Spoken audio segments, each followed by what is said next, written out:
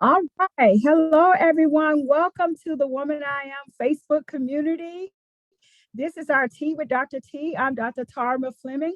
For those of you who don't know me, I am a licensed professional counselor. I guess it would help to see me. I am a licensed professional counselor. I'm the founder of I'm Whole Spiritual Empowerment Center and the Woman I Am Facebook community. And we are all about spiritual alignment and transformation. Transformation that allows us to show up as God's ambassadors in the best version of who He fearfully and wonderfully created us to be. And I am super excited tonight. Now, listen, I'm already calling her. This is my girlfriend, right? This is my friend. I am already feeling very connected to her in the spirit.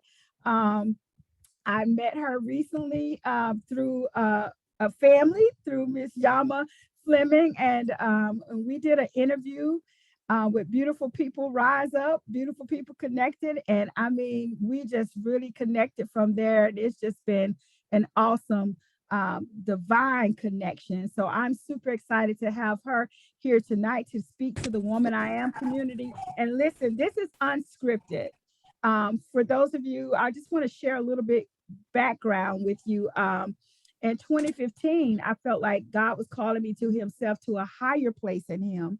And I began nurturing myself, spirit, soul, and body. And I would listen to podcasts and webinars and free conference callings and prayer calls. And I would listen to women sharing their stories. And first of all, I learned that I am not alone. And second of all, I found the language to express myself. Women would share their stories, and I would be like, you know what? That's how I feel right there. What she just said, that's it, that part. And so we find the language to express ourselves, and we understand that we are not alone. And when women get together and share, there's just a corporate anointing that is amazing. It's so impactful and help us to rise above whatever situation or circumstance that we're currently in. And so I started Tea with Dr. T, Conversations That Matter, as a conversation just between women. It's not scripted. We're not coming to give you a sermon or preach to you. We're just having a conversation. And from that conversation, people glean so much from those conversations, and it becomes so impactful to their lives that we just wanted to continue doing this. So tonight we have Chastity Wright. Woo, I'm so excited. You guys, listen, when I started researching this woman of God, I was like, she's somebody. I was like, let me see now, Lord. You don't set me up, God. She is somebody. So I want to start with her sharing about who you are and what is your God-given assignment in the earth in this moment in time. What are you doing? In other words, what's up, girlfriend? What's up? You know what? I'm just happy to be here. First and foremost, thank you so much. It is such an honor and a pleasure to be invited to your platform. You are an amazing, awesome woman of God. And I also felt very connected to you, when you did our show and we had our conversations. And like I said, I'm very honored to be here. For myself, if I could describe myself in one word, it would be a creator. I'm a creative person. I'm a thinker. And I always open myself to be a vessel of whatever God decided to channel through me. So a lot of times, people wonder, like, how do you do A, B, C, and D? And it's not just because I'm trying to do those things. I'm just open and obedient to the assignment at hand. I've been gifted since I was a child. And as a child, you don't know that you're gifted. You just find interest in these different things. And then you begin to accelerate. So, as a child, I love music. My mom, she played music all the time. We had a little record player, and I learned how to work this thing. And so, and then some of them were like 45s. You put that little circle thing in the middle, Yes. so you play it, and then okay, you have right. And so I used to love to play her music. I love to dance. And my mom, she loves music. And so we were definitely exposed to music. So I started playing an instrument. I played the violin as a child and then to the clarinet, and I danced and I love, like I said, love the music, did choreography for a very long time, performing in a lot of shows. I was also a writer. So I love to write, paint, draw, anything that was creative. I was an athlete. So I played different sports, ran track, played basketball, I did softball one year. I was a cheerleader at one point. You know, it's just taking it all in and just seeing, you know, where you fit. But I had fun in all those areas. And going into adulthood, I'm just still a creator. And I just want to put positive messaging out to the world through the arts. Wow, I love that. See, I am finding out that we have so much more in common than we had in our last previous conversation. I mean, I know I grew up with those 45s too, and my mom was so into music.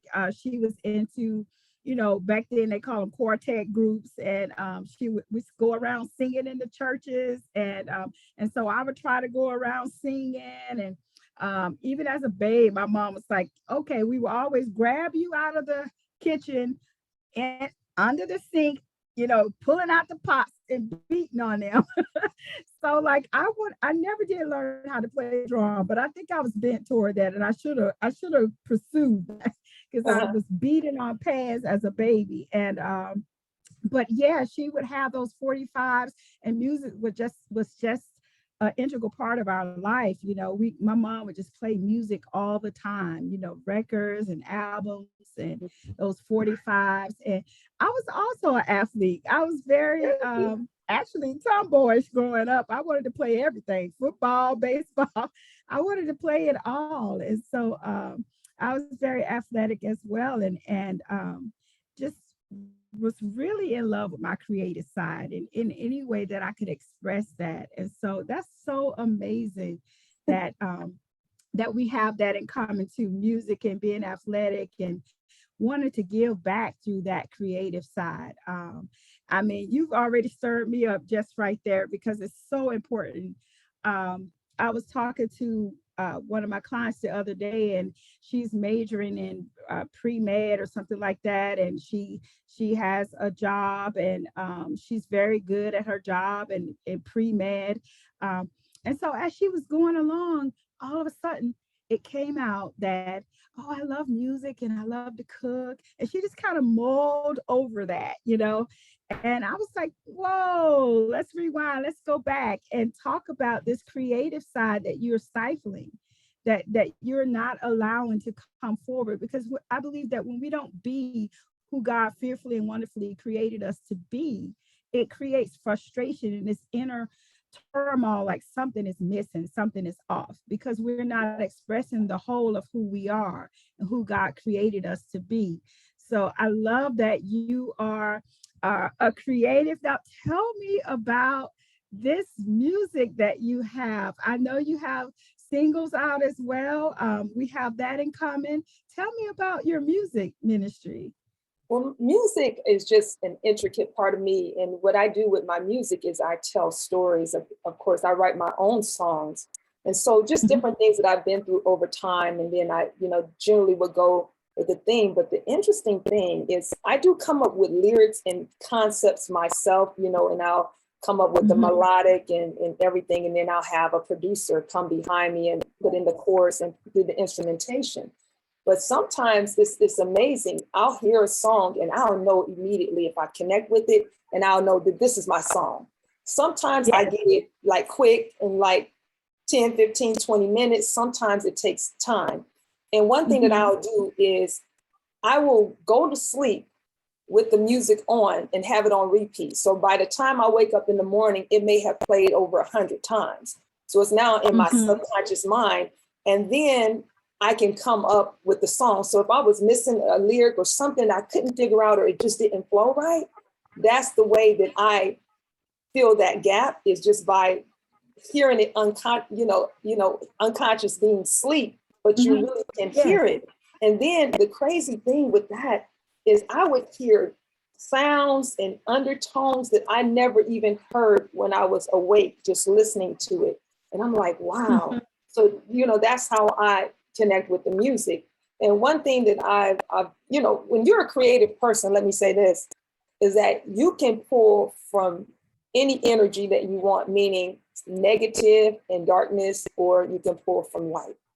And, you know, it's really a challenge to decide like what you're going to represent, you know, in your music and in your message. And I always felt like if God gave me this platform, I want to make sure that I say something profound and something that's everlasting. And one thing that I just believe that just goes on forever outside of the money, the drugs, the, you know, all the negative things in music is love.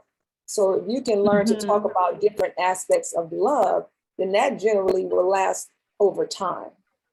And so that's what I try to do with my music is, you know, when you hear Stevie Wonder's Ribbon in the Sky, it's timeless. There's so many pieces that are timeless.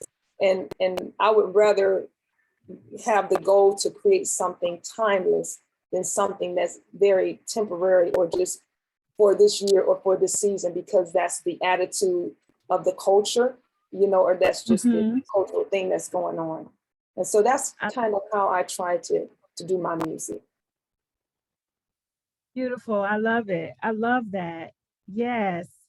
Music, you know, and I think that's what we're trying to express a lot when we say they don't make music the same way they used to make it, you know, that where it reaches your soul and where you feel love behind it. I mean, they just don't make music the way they used to make it.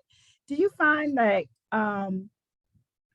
first let me ask you, do you play any instruments, and do you find like it's necessary in your songwriting to be able to play an instrument?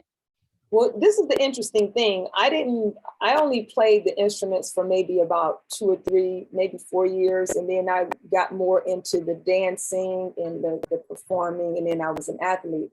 But it's amazing what your mind remembers because that's what helped me to be able to do the melodies, you know, outside, you know, putting, you know, the sound, the notes to these words and coming up with those, you know, that segment. So generally, I do most of my songs by ear. I might hear one word or I'll hear a note and it'll spin into a whole different situation, you know, or then sometimes I get tracks from producers and then I'll just build around their tracks. Yeah, I have to confess that I haven't been very obedient in the area of, I know that I can hear, like you said, I'll hear a note or I hear a melody and it'll come to me. And I know that when I sit down to a keyboard, you know, I can peck out what I'm hearing and I can hear, but I never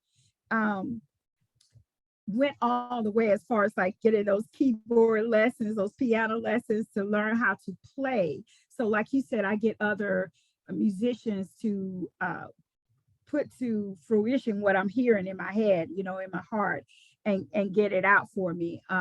But I never, I know that God has called me to play the piano, and I'm trying to be more obedient with that, with the lessons and getting that, because I imagine like how much further could I be? Because it does get frustrating when you're waiting on other musicians to have the time to bring your vision to pass concerning your songs and everything. So I don't know, for me, I think it would be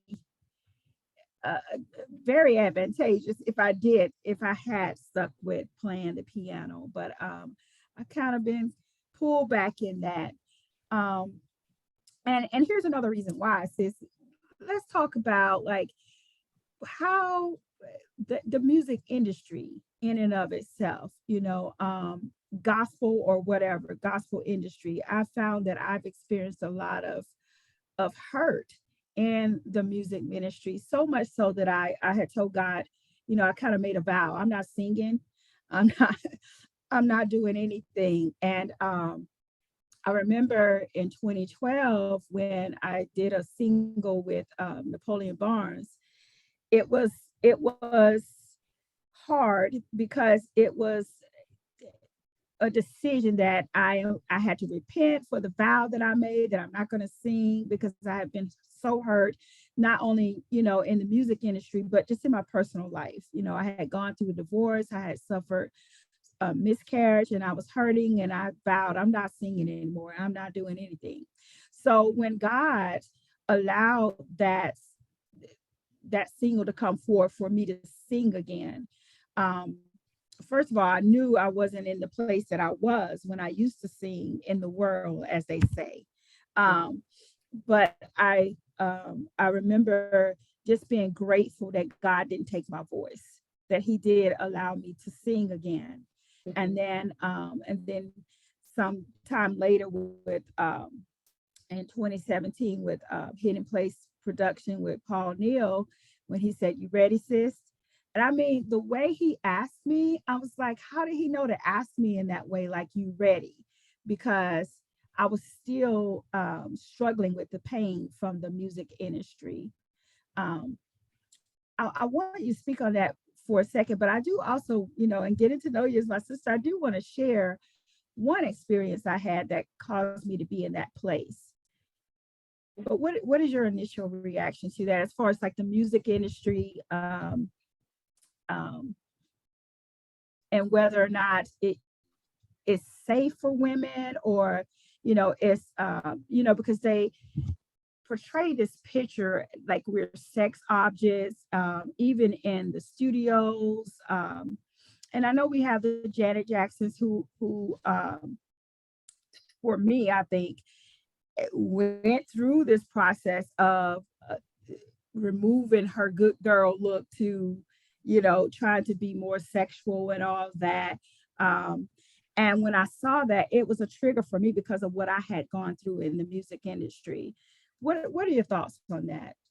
I think, definitely there's darkness in the music industry. I mean, we see it at hand, just the topics, the things that they talk about. And I believe that each person artistically, you have to make a decision, where you draw the line in the sand.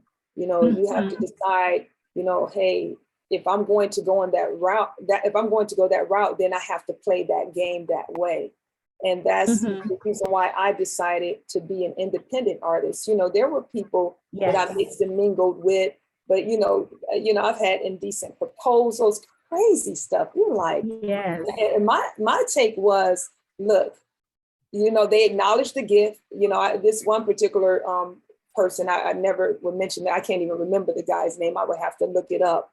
But he was willing to help me, and all the conversations were good. Sent the contract, we talked. I was so excited because I was writing a lot of songs, and even admitted like, hey, you have a knack for writing hit songs. I may not have the number one hit on the charts, but I know that God really gave me this ability and concepts and simplistic melodies, and some of them, are, going, in a different direction, meaning they're not as simple. They may be a little more complex. But I knew that I had this gift. And a lot of times you have people that have a Luciferian type spirit where they just kind of want to vulture off of you. So they see your light, they see what you have to offer. And sometimes people try to objectify you to being like, just, good for money. Like, hey, you're a product, you're not a person. And this is the standard. So if you don't want to do this, there are a million other women who would be happy to be in your position right now. And, for myself, I was like, hey, I have a bachelor's degree and a master's degree. I do this because I want to do it, because I love art. I don't have to do this, and I don't have to go down this path with you.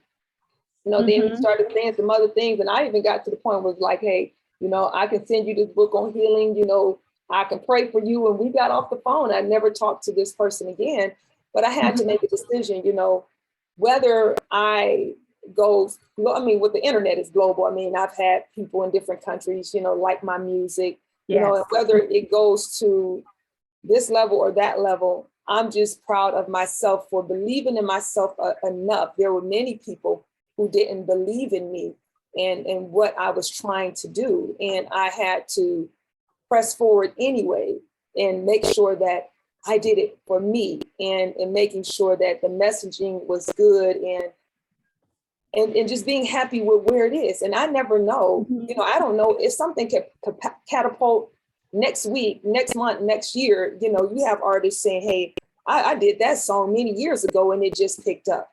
So Yes. yeah. Mm-hmm. So my job is just to keep creating. And when you see those entry points where you know that it's darkness, you have to make a decision if you're going to walk through the door or not, because you Absolutely. have to, yeah, and listening. And it sounds so interesting, I mean, it's just interesting. Let me say it this way, that you hear people that are in that want to get out of it. Like you can tell they're not happy. And then you have people knocking down the doors trying to get in. But many of the people that are in it, they don't seem happy. Their joy isn't there. It's just, there's something else behind it. And I don't have the answer to that.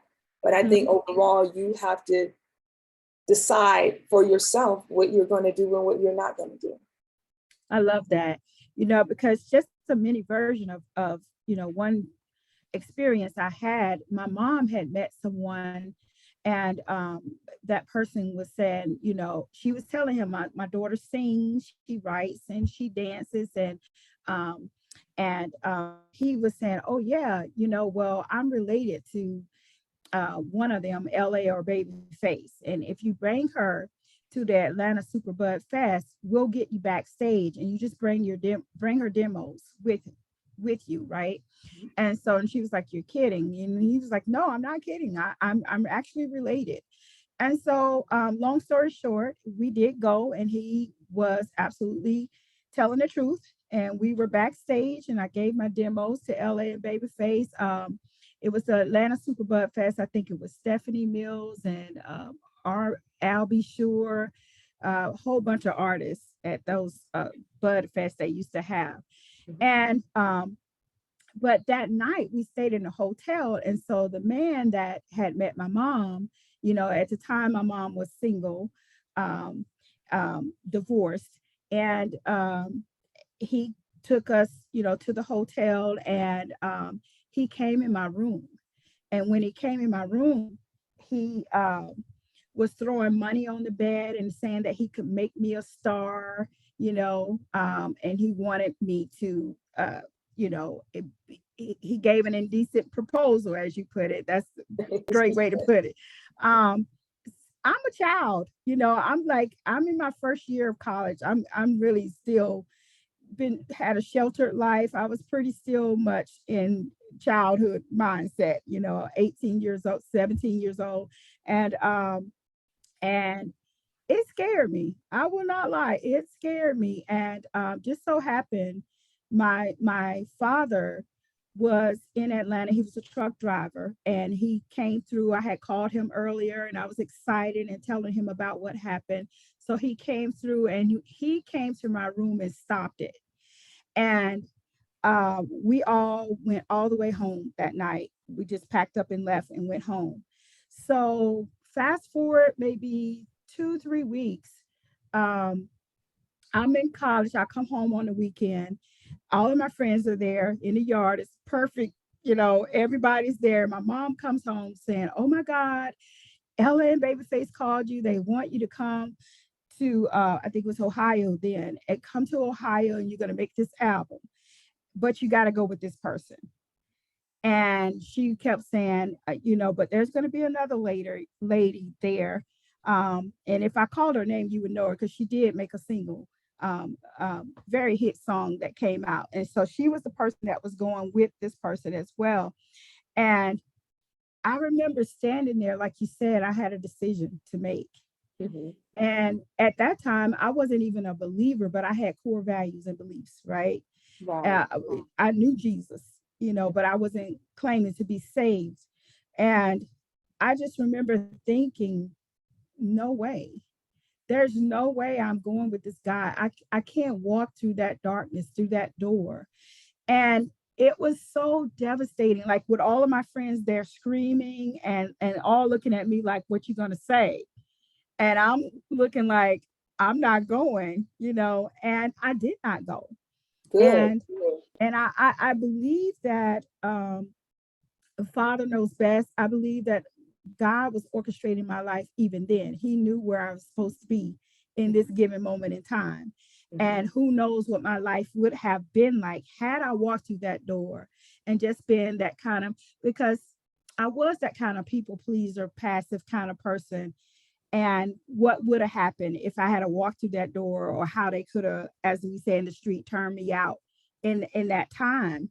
Um, and so when it came around for me to do that, the gospel single, as you said, I was proud of myself for my resiliency, for just being a survivor.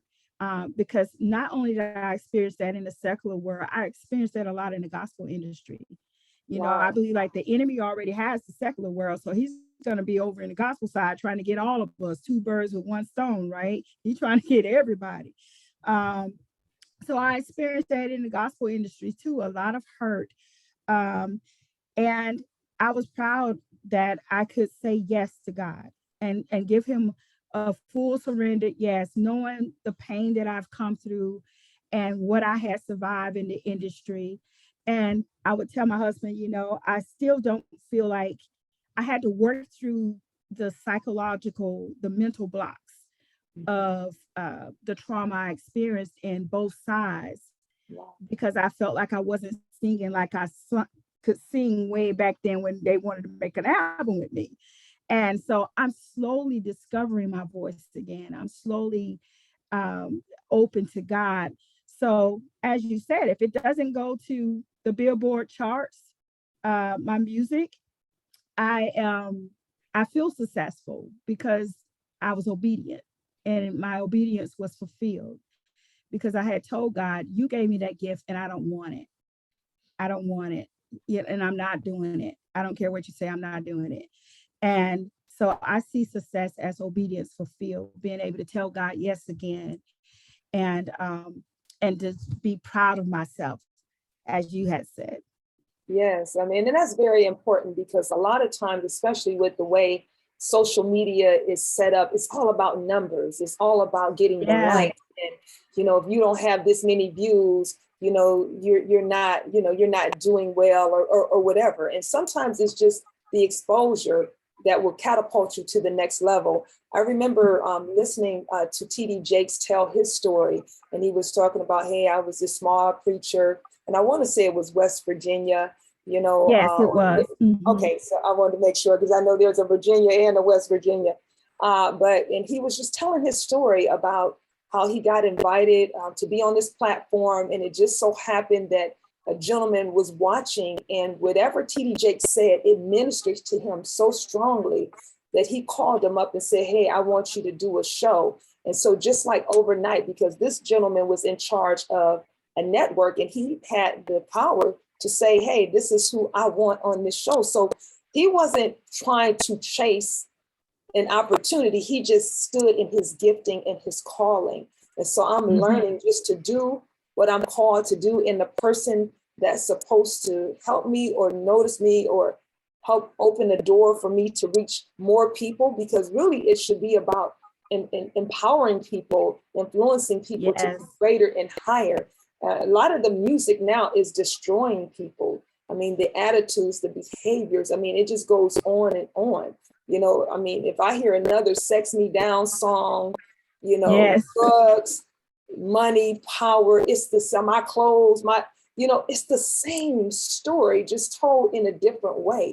I would rather hear something more authentic and genuine. And of course, we like to party and have a good time, but there are different aspects of life. And when I listen to older music at times, I'm hearing these different stories, and everyone sounded different. Now it's more like you have to sound just like someone. They want like copycats, right? It's just this, it's rare to get a unicorn, but it is so, there's so many artists that sound exactly alike. You're like, I don't know. Oh, I thought that was such and such. No, this is such and such. And I'm like, wow, where is the full creativity of being unique? Yes. I mean, when I was a kid, you knew as soon as it came on and Mariah Carey hit a note, you knew who that was. You knew who Whitney was. You knew, Maxwell, these Prince, you knew these different, creative genius. I mean, even with rap music, you heard some distinction. This person's style was different than this person's style. So I think we have more of a variety. And right now it's just kind of almost in the single file line. It's just, hey, we're just, just throw the same ball, throw another ball, the same color ball, and we're just going to try to hit, and it only works for a season. And then people get tired and then they throw them away. And then it's a whole new set. And it's just so much repetition to me. Yeah. They say they want you to be original. They're looking for something original to put out there, but at the same time, they want you to follow these copycat formulas and the way other people are portraying themselves. But I found in God that God will only anoint the real you, period.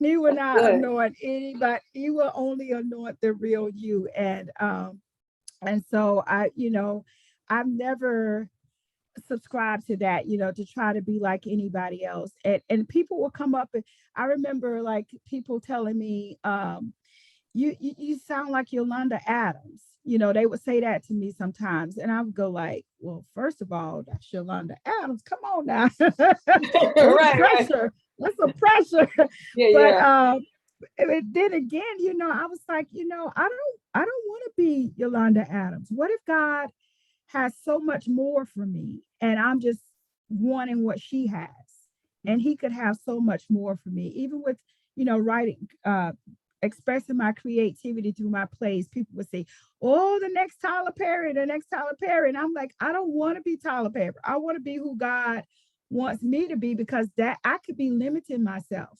Who knows if God wants to go above and beyond what he's done for Tyler Perry.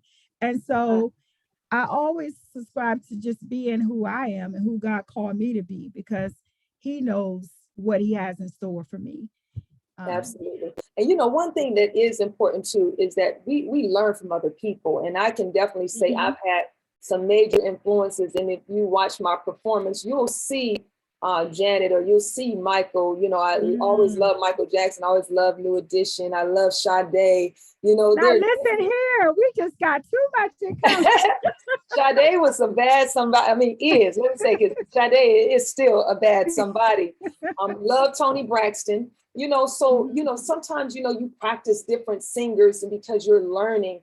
I remember I couldn't sing in a low register ever. Like my voice was a little higher, but I love Toni Braxton's voice so much. I just thought her voice, I still think it's just absolutely amazing to me. And so I would try to practice, and it took me 6 months. I counted it down. I couldn't get a sound trying to go as deep as Toni Braxton.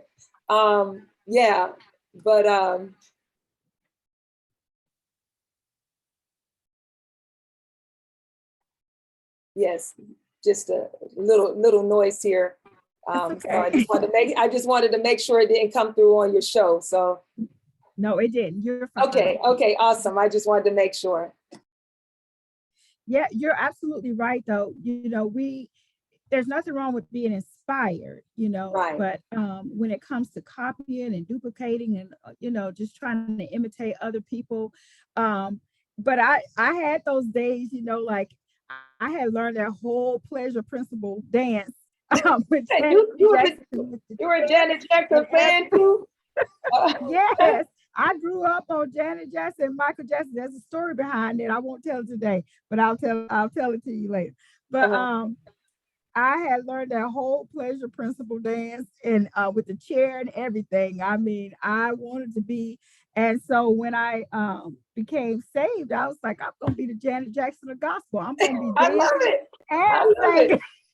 No, I love it. And that's so funny, because Pleasure Principle is my song. I think that is the best video that Janet Jackson, I mean, she has some amazing videos, as time, went on, technology and everything. And I won't take anything from any of those videos, but that Pleasure Principle was so hot to me, because she was by herself, and she threw down by herself. She had a new look. Nobody had that look she was rocking. She got up there and danced. The choreography was amazing. So I think, just seeing that music video made me just love Janet Jackson, that song, that song by Janet Jackson. But I love all her music, so definitely a Janet Jackson fan. I think I've been to like 3 or 4 Janet Jackson concerts. Like I would just go to the same one. I didn't care. And just one, I just told this story. So I'd already seen Janet, like the Rhythm Nation tour, and then the Janet tour, and then it came back. So I'm just like, okay, I'm going again. But I knew, I was like, hey, so I got up early, like a super fan, right? You get up early, you go stand in line early in the morning, you just serious about getting this front row ticket. And so, I stood in line only to get like on the side, like not even on the floor. And when I tell you, I was so angry. I was out there like, man, I'm supposed to be in the front row. I'm joking now, but I'm telling you, I was upset. And so I kept feeling like, after I'd been to all these different Janet Jackson concerts, I'm supposed to be in the front row. I kept telling you, I am supposed to be in the front row. And I'm really pleading this. And so at that time, I was teaching this school called Freedom School at this, I think it was called, I want to say the school was called Nubia Leadership Academy in San Diego. So I had these kids, they were about 3rd, 4th grade, and I was like their summer school teacher and all of that. And so, there was one particular kid, his name was Princeton. And I remember, the parents, the parents come meet you, you're with their children. And so his father was a fireman. And I remember being at the concert, and I'm up on the side and I see him on the floor, and I'm like, oh, there's Mr. George, and so I go down and I was like, hey, how are you?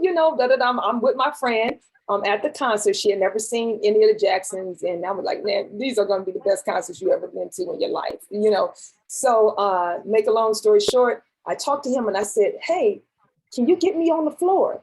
And he said, yeah, come on. And I promise you, I heard the ding, how in the movie something good happens. I heard the sound like it was like a bell, and it's like slow motion. He opened the side little gate right there, and I walked down on the floor, and it was just like in slow motion. I couldn't believe it. And I walked all the way to the front row, and I had front row seats at that Janet Jackson concert. And I stood there, I took so many pictures, and but I kept saying, I knew I was supposed to be in that front row, but it didn't happen because I bought the ticket. It happened because I ended up seeing someone there that I knew that had the power to open the door to let me in. And so that's how we have to look at our lives. Yeah, wait. I've never even been to one of her concerts. Oh my goodness. Michael either. And listen, I was determined I was going to go to Michael when he was in London. And I had been to London before, and I was like, I'm going to go when he did This Is It. And when I went to call, like when they go on sale, right? And when I tell you within 10 minutes, it was sold out. Like every time I kept calling, it was like sold out. Wow. But of course, today I'm grateful that I didn't pay all that money, and he didn't make it. He didn't get to do that concert. But I've never been to, but I have seen them in the hometown where I'm from, Eufaula, Alabama, where I went to high school at. I'm not from there. Eufaula, Alabama. Janet and Michael, and I think it was Tito and his mother, they came to Eufaula. He had a grandmother that was actually in the nursing home there. Oh, wow. And I was a cheerleader at the time, and I was walking with my cheerleader friend, and I said, girl, that's Michael Jackson. And she said, no, girl, you crazy. That ain't nobody. I said, that is Michael Jackson. I know Michael Jackson when I see him. I was so crazy about Michael Jackson. I had the glove, the red jacket, the socks, everything. I made me the socks with the little rhinestone. Oh my goodness. But I said, that is Michael Jackson. And I said, Michael. And when I said that, he took off running, and he ran to the nursing home. So at that time, my great grandmother was in the nursing home. So I knew how to get in there through the back, because I would go almost every day to see her there. And I went, but when I got on that floor, it was full of security, and they was like, get back, but my first impression, I won't lie, it was like, God, how skinny he was. Like, I was like, wow. It was like TV really giving you like 10 pounds or something, because he is like really small. But that was my first impression. But also, like, the really funny story is when he passed, it's like I got like, I kid you not, like 150 calls, texts, whatever, saying, "Are you okay? Are you okay?" Because I got the that's "Are how, you okay" calls too. yeah. Yeah, And he was because like a brother growing up. But my father, my biological father name was L.C. Jackson. And my biological father said, he told me that Michael Jackson is related to us. And so that my little small town, they just believed it, and I don't know if it's true or not, but my dad told me that his last name is Jackson. I girl, don't just know take what it. Just related to take it. Joe Jackson. So take it. Just take it, girl. Just take it. So I always thought, oh man, it's my destiny to meet them Jacksons because I'm related to them. Right. And I've never met them, but Michael, I will tell you, just when I was about in 8th grade, let me tell you this story. And so my cousin in Cleveland, I guess, had some extra tickets, and I didn't know. Now let me rewind. So I love Michael Jackson so much. Anybody who knows me, I would be lying if I'm saying, hey, I listen to this type of music. I was totally inspired by Michael Jackson. I can dance like that. I used to do shows growing up, just such a deep inspiration to me. And I remember praying. This is a true story. I remember praying to go to that Michael Jackson concert in Cleveland when I found out about it. But I knew we couldn't afford it. We didn't have the money to do that. I'm a kid. I'm in eighth, about 8th grade or something like that. But I do remember praying, like, is there any way that I can go to this concert? I really want to go. And I left that prayer. I didn't keep praying the same prayer. I just remember really praying that prayer to be able to go to see him, because he had such a great impact on my life and what I wanted to do. He is the reason why I wanted to be an entertainer. He is the number one person and reason, because I saw him doing Billie Jean on Motown 25. And I've just never been so amazed by a person, and just the finesse, the style, the choreography, and he, when he did that Billie Jean, and I remember seeing, and when the Jacksons, for first he performed with his brothers. And I remember, if you ever look at that, play that back, I remember there was this little guy in the audience, and he just did this, he had like an afro, and I was like, the effect that he had on people, I was like, I want to do that.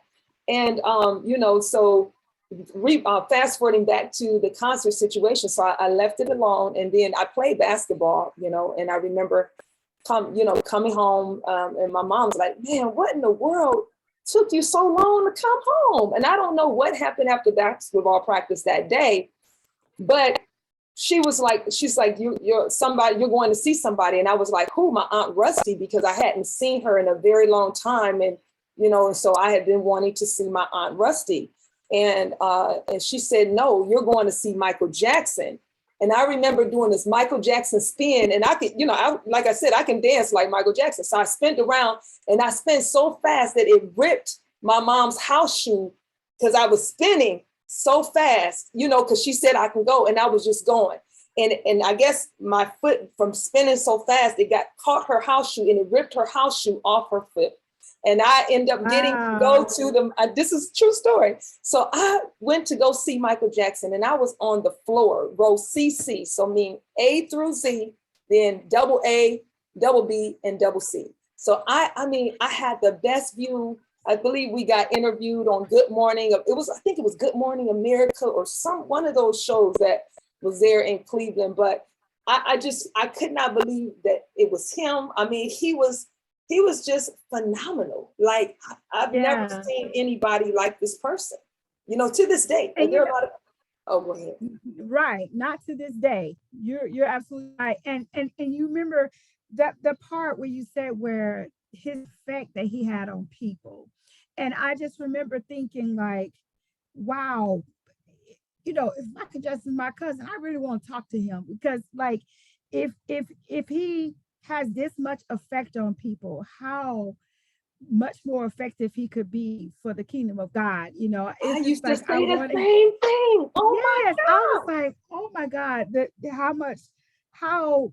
And so then, even more so. And if you're listening, ladies, you're listening to the replay, I hope we're inspiring you, your creative side, to like just want to express your creative side, but to understand how important your creative side is.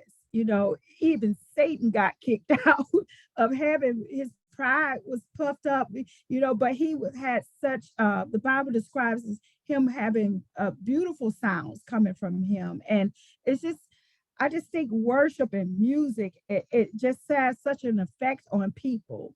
And so knowing that, I always said, okay, I'm going to be the Jackson of gospel music, because that effect, that excellence, that love for it, how music has such an impact, just everything about the artistry, the stage, the lighting, the creativity, because I write plays too, so I like all that stage presence and creativity with that as well. And so it was just amazing. And with that said, I have one last question. I think it's about time to open up and see if anybody else have any comments or questions. But have you ever thought about singing gospel, or have you sung gospel, or been in a church choir or anything like that? Actually, I was in the church choir as a kid, and it was actually really cool. And when and see, this is how I look at that, because, and this is just my opinion, gospel is supposed to be the truth, right?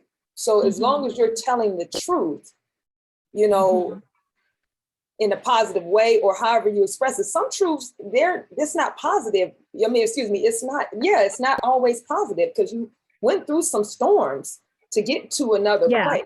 You see, and so I have songs that I feel like they're not gospel, but if you listen to the lyrics, I'm telling the truth about love, because at the end of the day, it's about love. And if I have songs, with the higher love. So I definitely have some praise songs, and and I'm not for sure if I'm the person that's supposed to sing them. And I have some songs that I definitely owe the world, and so I feel like as long as I'm truthful, I'm honest, because what happens is with gospel music, and it's fine if you say you're a gospel artist, but how I look at it is this. It is this way. When Jesus went into the world, he talked to all types of people. He wasn't more so concerned about the people that were in church that were already a part of his light. And then we know that some of those people that were supposed to be so filled with light, some of them were the wicked and judgmental type people. So to me, Christ went out to reach those people who needed a word. And so as long as I'm reaching people, because sometimes as soon as you say gospel, they're turning their ears off to it. They don't even want to hear you. So to me, you have to be more creative and say a message in such a way. Because some people can be saying God and Jesus in their songs, but behind the scenes, they're not even living up. They're not living. Yes. You see what I'm saying? And that's the trauma. That's the trauma I went through. And it's so true. Because I would think, like, my gospel EP, my life story, I would think it would not get played in churches. The things that I'm talking about, my testimony, I heard one person say, I don't like those lyrics. I'm not sure about the lyrics. And and I was like, well, she doesn't understand, where I'm coming from on the lyrics. It was that they like the end part of it, because it's talking about deliverance. But at the beginning, I was saying, you would think the sun outshine the moonlight, a star in my own eyes. I was never afraid, And so I'm just letting them know, this is where I was. I wasn't afraid, but now I'm at a place where I need God. I need him in my life, and I need him to deliver me. And so they wasn't understanding the lyrics. And then there's another song where I'm talking about some deliverance from a sin, like a big sin. And I actually name it on my on the record. And so I always said to myself, I know these songs won't get played in the church, but that's okay, because I know who I'm assigned to. I know that God is calling me to reach people that, need deliverance and won't be in the church, as you said. So, and I do feel like as an artist that, when we do confine ourselves and say, I'm this type of artist, but at the same time, I do know people who say, well, I'm not going to per se be in the gospel genre because I'm trying to reach the lost who are actually being enticed by their own lust. If they'll be honest, they're after the fame, they're after the money, the fame and the stardom and wanting to wear different type of clothing and all that. They are enticed by their lust. Mm-hmm. And then, there are people like you, I connect with you spiritually. I understand that there is a deeper assignment, to not confining yourself to this genre, and that you could reach the lost. And, but that's such a controversy in the church today. We know that. But we have to do at the end of the day what we feel led of God to do, period, at the end of the day. And as long as our heart is pure and that we are taking the gospel to the world, my husband and I, we would have dreams. My husband said, I was talking to Shaquille O'Neal. I was talking to this person. And I was like, yeah, I was talking Nelly. I was talking to Nelly, in a dream. Like, I really believe that. And there have been celebrities where God has placed us in their past, and we share the gospel, and even with my play, my first one I did, and I'm going to open up the line, you guys, if you have any questions. But it was called I Choose Life, and it was about a young guy who won a $5 million recording contract, mm-hmm. but he had to choose whether or not he was going to sing secular music or gospel music. And I remember someone from Atlanta contacted me, and they wanted Loretta Devine to be the grandmother in the play, and they had lined up some other celebrities, and he was saying, I want this guy, and I was like, no, I was like, no, he can't touch my play. And he was like, well, why not? I said, I understand I'm not coming from a religious spirit, and I'm trying to reach people, but at the same time, I have to be careful who I let touch the ark, who I let touch my baby, and what they represent. Like, if they represent dirty South and booty shaking and calling women names and all of that, I can't let them touch my place. So no, thank you. I'm not interested. And so, like you said earlier, you have to be clear who you are. And that's what he said to me. He said, you know what? I really like you. He said, you keep that. He said, because you're going to need this in this industry, in the creative industry, where whatever door you go through, whether you go through the music or the plays, he said, you're going to need to know who you are. And we proceeded to have this long conversation, my husband and I, with him. And God really used us. It was impactful for his life to see people taking a stand for what they really truly believed in inside of this industry, because there are so many that are not. And there are so many that are claiming they are, but they are not. So yes. It was really impactful for his life. But I don't know. I'm just grateful to God for the assignment on our lives. And, yes. I know we've talked about Janet and people who are not in the gospel world. Y'all don't faint. And see, this is the thing. We're talking about. Oh, no, go ahead. Go ahead. About the artistry and the creativity and artistry, because I get so excited. I love all music. I love country music, like I can listen. I don't like to listen to the ones that have all the crazy lyrics to it, but I'll say, wow, they really messed up that track. That was an awesome track. They gonna put the lyrics because I love music, Right. But we're talking about tonight all about creativity. It was unscripted. We just got into because Chastity and I are both creatives, and this has been. I hope it inspired you to want to give your creative side to God, surrender your gift to God, and just allow him to use you in any way that he leads you. And so thank you, Chastity, so much for sharing My that. pleasure. Thank you. Is there anyone on the line that want to, well, first, Chastity, I apologize. Let me say you were about to say something. I cut you off, I think. Oh, no, it's okay. The thought kind of moved because I got so into what you were saying. But overall, I would like to say this. It's just to thine own self be true. You know, sometimes you have an idea. Don't be afraid to be different. Don't be afraid to express yourself. Even if everyone else rejects you, and it could be people in your family or they're not buying into what you're doing, you have to have the confidence within and know that this is your assignment to do this, because you don't know what breakthrough is going to have on someone, you know, what effect it's going to have on someone else, and they're able to break through to their next level. You know, Absolutely. yeah. And so that's the biggest thing, you know, be okay with telling your story. You know, be okay with expressing your experience, because that's what music is. Life imitates art and art imitates life. And so you have to decide, you know, what you want to do. I have so many songs. I have an album that I've been working on for many, you know, many years, and, you know, going through this process and thinking it's complete and then having to go back and redo some things. And I'm okay. You know, I remember I showed my cha-cha video.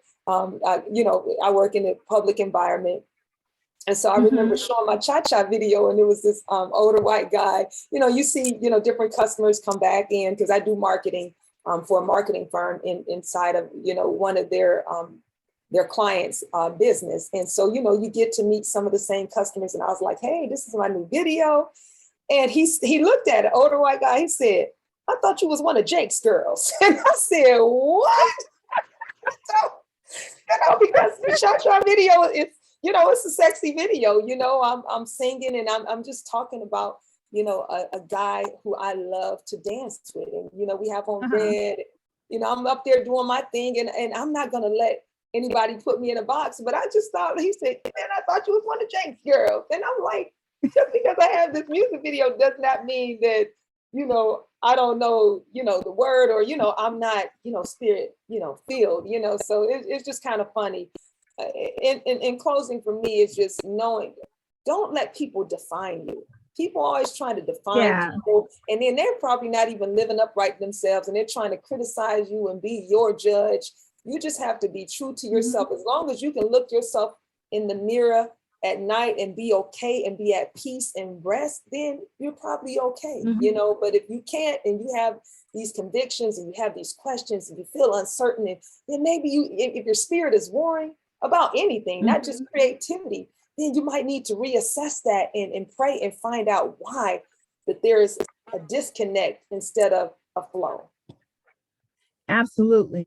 You know, in my plays, I write as quote unquote secular songs. I mean, like for the whole play, I've written and produced the songs in there, and it may be a secular song to fit that situation that they're talking about.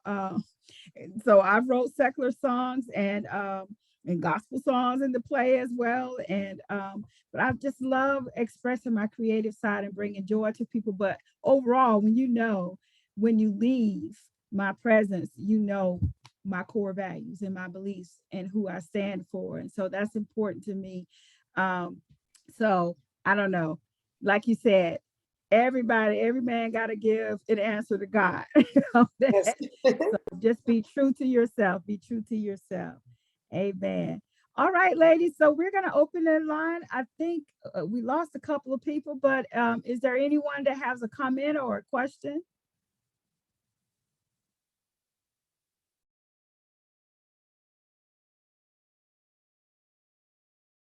Right. I just want to, this is Young. I just want to say thank you guys for the invite. I love the show as usual. Watching TNT together is just, it's just explosive watching you two together. So thank you for the invite. Thank you for the revitalization. I think I can show my faces. I feel like I'm talking to myself. Thank you for the revitalization. Hi. So hi, guys. Hello. Thank you guys so much for the invite and everything. I totally enjoyed it. And I concur with what you guys say, you know, oh God, just this weekend, Chastity and I were together and she played her music for someone, well, a couple of someones, and they were like, we didn't know you did that. We didn't know you did that. And so, you know, that kind of is opening doors for other things. And I'm so grateful that you two got to meet. And it's just beautiful. It's a beautiful thing. So thank you for the invite. Amen. Amen. You're so welcome. And thank you for connecting all of us together. I mean, it's been a blessing, a divine connection. And I'm excited to see God's plan unfold for our connection. I know it's bigger and greater things that we are assigned to do together. And so I'm super excited.